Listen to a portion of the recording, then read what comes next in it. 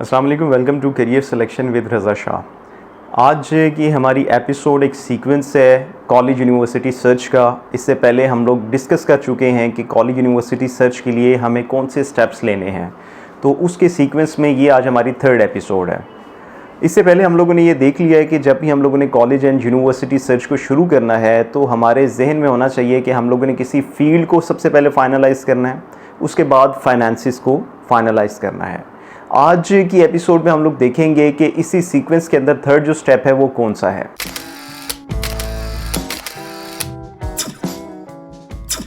College university search के अंदर जो थर्ड स्टेप है वो हमारा कंट्री फाइनलाइजेशन है कि हम लोग अपनी कंट्री को फाइनलाइज करें जिस कंट्री में हमने जाना है।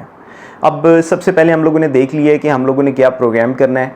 सेकंड नंबर पे हम लोगों ने अपने फाइनेंसेस देख लिए हैं। अब थर्ड स्टेप के ऊपर हम लोगों ने अपनी उस कंट्री को फाइनलाइज करना है जिस कंट्री में हमने जाना है। अब जब हमारे पास फाइनेंसेस फाइनलाइज हो चुके हैं, हमें पता है कि हमारे पास ये ब्रैकेट है, इस ब्रैकेट के अंदर रह के हम लोग अपनी स्टडीज़ को कंटिन्यू कर सकते हैं, हम लोग किसी भी डिसिप्लिन को, किसी भी यूनिवर्सिटी को टारगेट कर सकते हैं।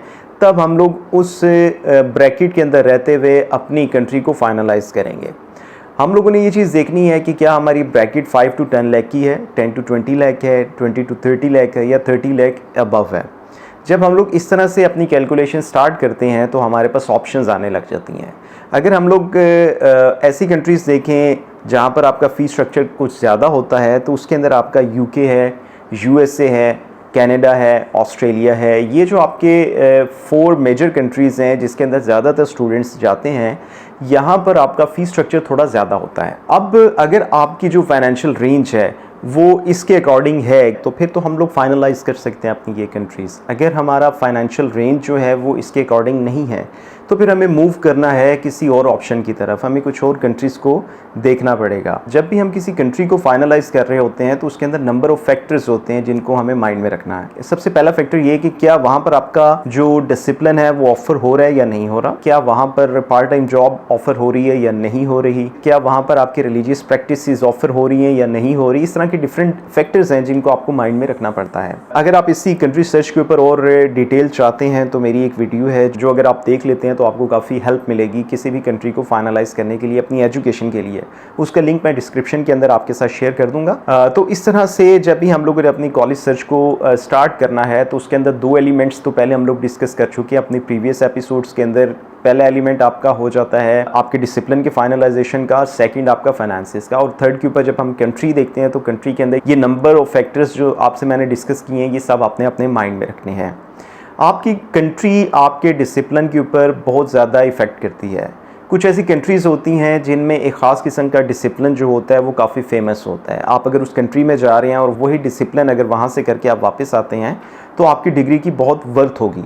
तो इस वजह से आपने कंट्री सर्च के अंदर ये चीज़ भी माइंड में रखनी है कि जो आपकी डिग्री है, जो आप फाइनल करना चाहते हैं अपनी स्टडीज़ को, क्या वो डिग्री इस कंट्री के अंदर फेमस है या नहीं है, क्या उसकी एजुकेशन यहाँ पर अच्छी है या नहीं है। इस तरह के बहुत से फैक्टर्स हैं जो आपने माइंड में रखने होते हैं। आपके कॉलेज सर्च के अंदर जो सबसे इम्पॉर्टेंट एलिमेंट होता है वो आपका कंट्री सर्च का ही होता है, क्योंकि कंट्री ही एक ऐसी जगह है जहाँ पर जाके आपने रहना है।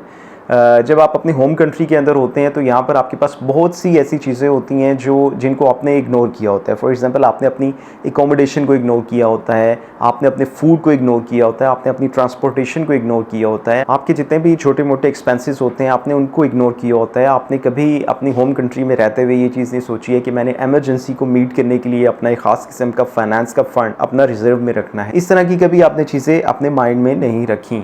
लेकिन जब भी आपने कंट्री फाइनलाइज करनी है तो ये सारी चीज़ें आपने अपने माइंड में रखनी है कि मैंने जब किसी और कंट्री में ट्रैवल करके जाना है तो मैं वापस से इतनी जल्दी नहीं आ सकता अपनी होम कंट्री के अंदर, अपने घर वालों से जल्दी मिल नहीं सकता।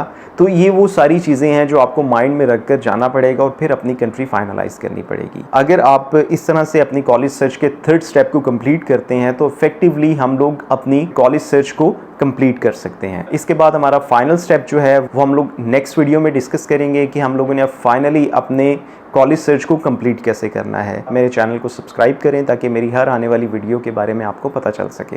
अगर आपका कोई क्वेश्चन है तो आप मुझसे पूछ सकते हैं। Thank you very much.